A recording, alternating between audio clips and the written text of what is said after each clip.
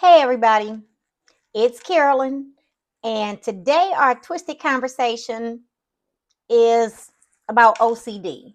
Now I'm sitting somewhere different than where I normally sit. I'm sitting in my kitchen nook, and behind me is my family room. So you see my dog's toy box and all this other stuff. And I don't know if this is where I'm gonna stay set up, but we're just gonna roll with it today.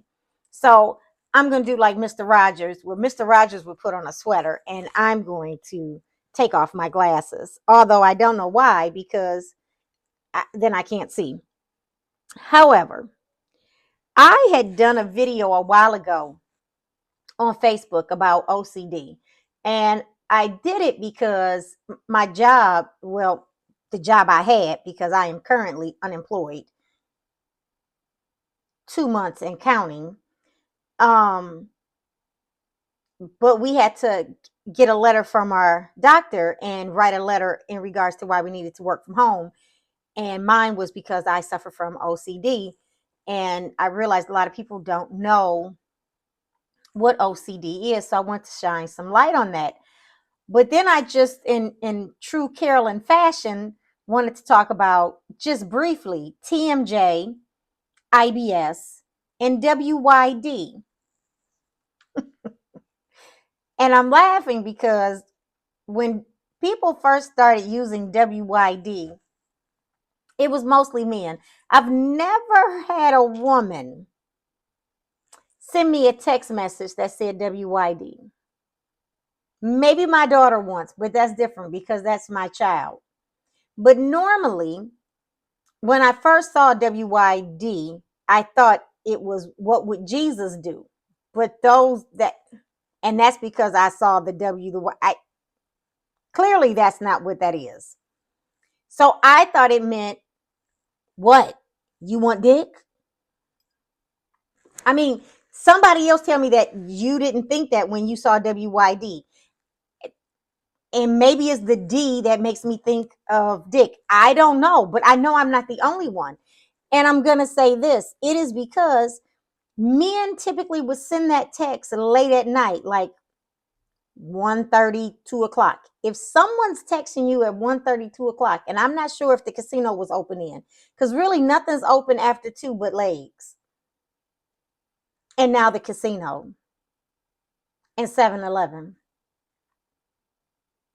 But if somebody sends you that and they mean, what are you doing? It really means, what are you doing? Do you want some dick? That's what that means. If you didn't know, that's what that means. IBS. IBS is irritable bowel syndrome, but it really should be called it's bad shit. Yep, that's what I said. I have IBS, so I know what I'm talking about. TMJ. TMJ, you know when people can get lockjaw, right? Can only hold your mouth open for a certain amount of time. Now, I can't pronounce the actual name for TMJ, but it should just be called this mouth is janky. Yep. And then OCD. OCD is obsessive compulsive disorder. And in my case, it should just be called Oh Carolyn Damn. Yep. Oh Carolyn Damn. Because if you know me, and if you've ever seen me do anything in regards to my OCD, you probably feel like, oh, just oh Carolyn Damn. And the reason this is coming up is because it snowed the other day and the snow was mixed with rain. So it was heavy. And my sister, Margaret, had called me and she was like, are you really out there doing the snow? And I was like, yeah. And she was like, just drive over it. And I said, I can't. And she said, why? And I said, because I don't like tire tracks in my snow. And she was like, Carolyn, you have a truck. Well, I don't really have a truck, but I do have a crossover. And I do have all-wheel drive. So I do understand that if need be, I could drive over the snow. But when you drive over the snow, it packs it down. And when it packs it down, then it's harder to shovel it up, right? That we've all had that happen. So when I used to work and I worked outside the house, if I came home and it was snowing, I would park at the end of the driveway. I'd walk up to the garage, I'd get the shovel, and then I'd shovel the driveway and then I'd park. I just don't like tire tracks in my snow, right? There was a time when I was at my other house. I had a circular driveway, right? I love that circular driveway. So we had the straight drive. It was straight going up to the garage, and then it was the circle in front of the house. And one day I had come home, and it had snowed a lot. And Lil John and Ashley were at their dad's. And I pulled up. And as I was walking to the garage to get my shovel, right, because I wasn't driving, on the snow, I realized someone had driven in my snow. And in the circular drive, there was 1,000,001 tire tracks. Just 1,000,001. And I couldn't for the life of me understand what had happened. So of course there was tire tracks going down the straight one too. So at this point, I want to pass out. So now I go ahead, I pull my car in the garage before shoveling. And I go in the house and my daughter calls. And she says, "Ma, did you see what I did for you?" And I'm thinking, "No, because I just got home. What did you do?" And she proceeds to tell me, "I knew that you were going to get home late and that you were going to want the snow shovel. So I took my car and I drove around and around and around to flatten it for you." Hmm. No, no, that didn't help. It didn't help. It made I wanted to yell and I didn't, but I just politely asked her to never do that again. And I still bring that up. And she'll never do it again because now she's in California. So yeah, I can't go over the snow. So with my OCD, it's things like that. Um, when I leave the house, I have to check the stove. Even if I don't cook in the morning before going to work or going anywhere, I have to check the stove and I have to turn the knobs. So I don't just look at the stove. I have to do each knob. Two, two, two, two, two, two, two, two. I can't turn it this way. Has to be this way. And I have to two, because two is my favorite number. So it's two, two, two, two. If I lit a candle the night before, I would check the wicks in the morning to make sure the candle. Now, mind you, I know the candle's not lit, but that's just what I am compelled to do. At night when I go to bed, I check all the doors and I check the sliding door, and it has to be in twos. So the sliding doors, to make sure it's locked. Yep, yep. Before I leave the house, I have to make sure the sink, there's no water running, there's no drips, the toilet isn't running. Um, if I flat iron my hair before I go somewhere, trust and believe that flat iron is coming with me. I've been doing that since I was 18. I would take the flat iron and put a washcloth around it, because the flat iron has its own washcloth, and I'll put it around it and wrap the cord around it, and it's in the car with me. It got to the point that when I was ironing the night before, I started taking the iron with me, and sometimes, oh God, don't let me have to iron in the morning. I have taken the iron, but that is hard because then I think the car is going to catch on fire. So then I start putting the iron in the tub. When my kids were little, I had long hair. and getting ready for church, I would curl my hair. So now I'd have to take the flat iron or the hot curler back then and wrap it up and stick it in my purse. I've got to get both kids ready. I have to tell them to sit down, don't talk. Because you can't talk when I check. Has to be quiet. And by the time I would finish checking and one kid would move, then I'd have to put the kid back. And then I'd have to start checking all over again. Now I'm sweating. Now I'm sweating my hair out. The same hair that I just curled. So I'm sure every time I went to church, my hair was just a mess. And I'm smiling because it's not funny, but it's sad. But my kids survived it. When Ashley was still in a snowsuit and a baby, I'll never forget little John told me. He was probably 3 because she was an infant. And I was checking.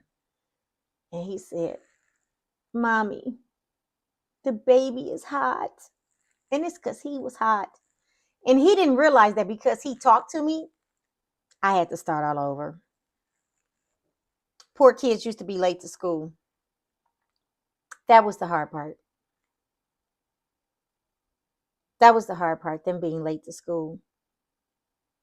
Because I didn't want to tell them I had a problem. Sometimes they would want to tell me, the stove is off.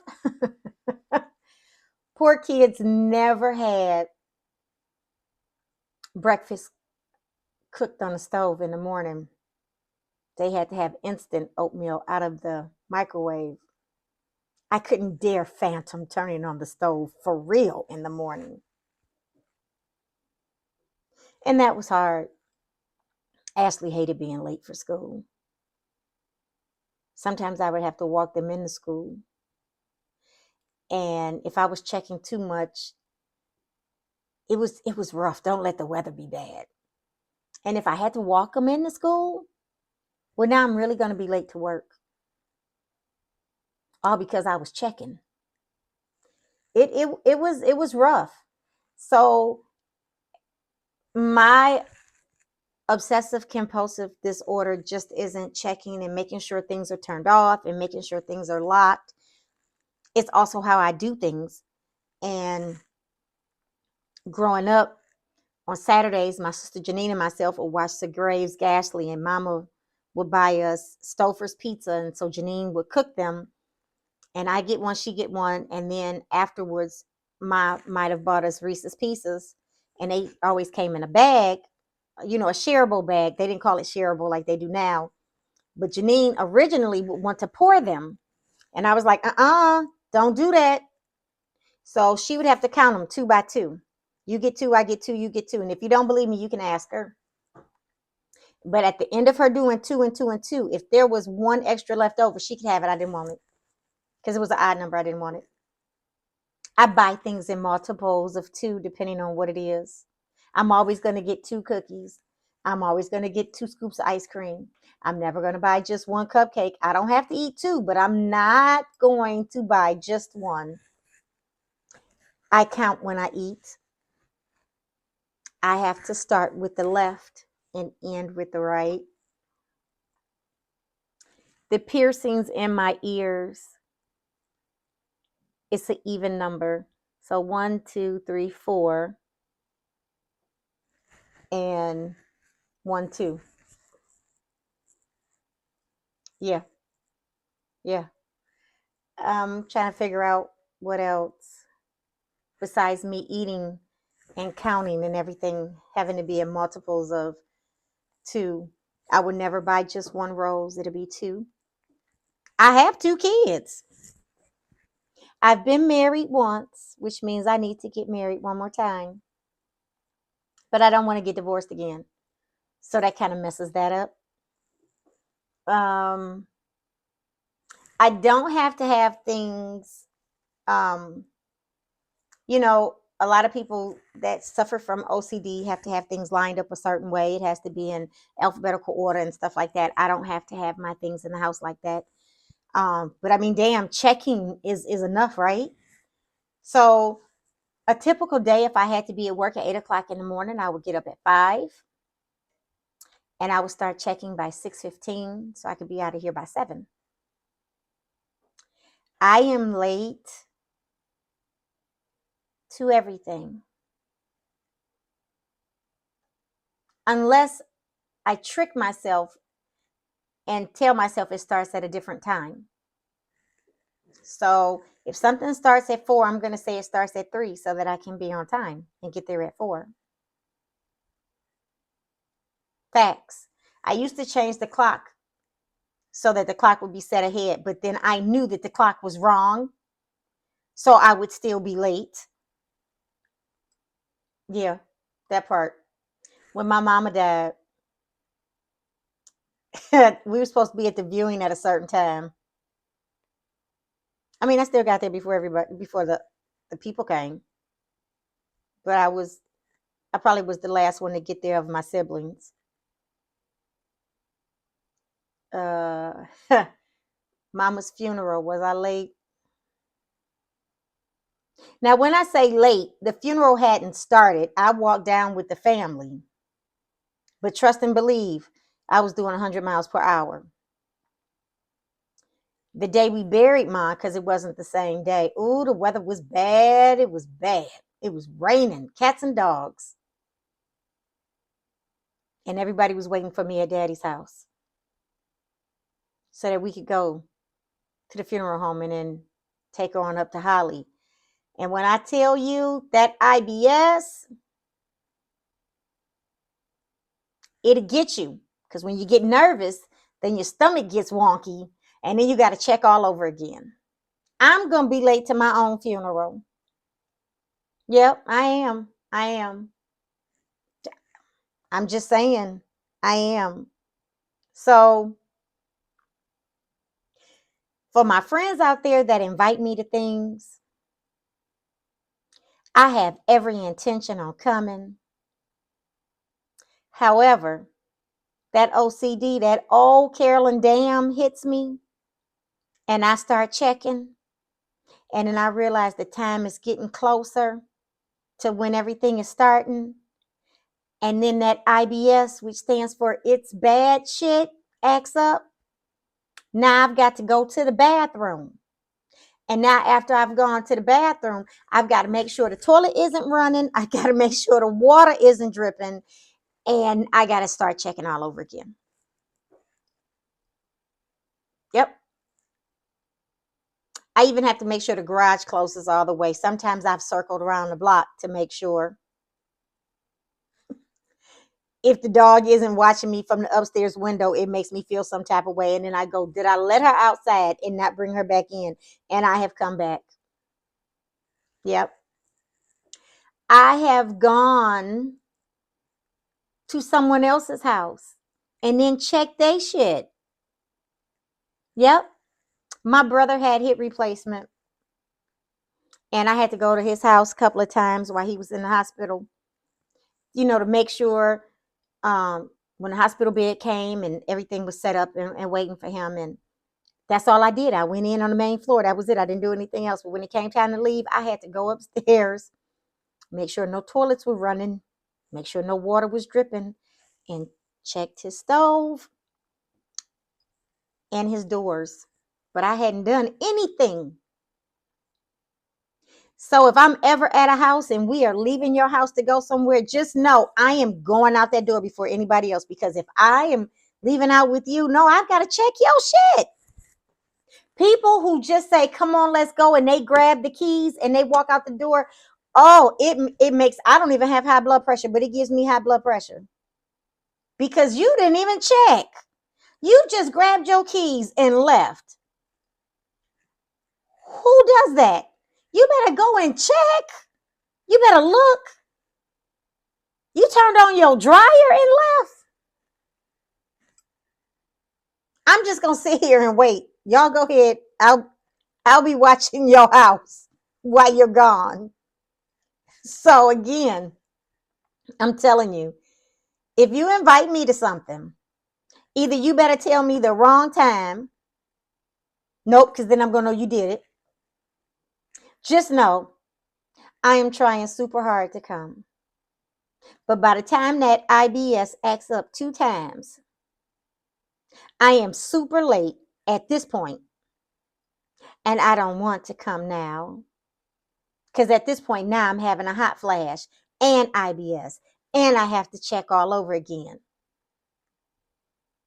So it's just best that we always have stuff at my house. Yep. I will open up my house, whatever you want to do. If you want me to come to something, just have it here. Yep. And I'll be on time because I don't have to go anywhere. So, um, my future job, whatever that's going to be, I pray that it will be a work from home position because I don't know if I can have some flexible start time because trying to get me out this house in a timely manner is like pulling teeth that aren't loose. So I just wanted to share for those of you who invite me to stuff and I'm always late or I end up not coming. And I say it's because my stomach is acting up. Those are facts. Those are facts. My stomach really was acting up because, oh, Carolyn, damn, that OCD has had me checking for an hour. Yep. So I hope that this has brought some insight into your life about OCD and people who have it. And just be kind. And just know if you know someone who's like me, give us a little grace for when we come late, or either tell us a different time and then we'll be on time. Well, that's if we decide to come after we've gone to the bathroom 1,000,001 times. I hope you guys have had the day that you deserve. I have clearly had the day I deserve. And until next time, cheerio.